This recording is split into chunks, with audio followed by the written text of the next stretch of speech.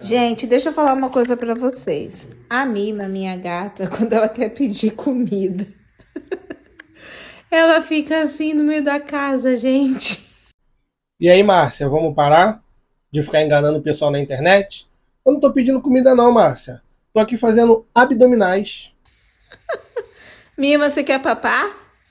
Pô, Márcia, aí você me quebra eu, né? Bora lá!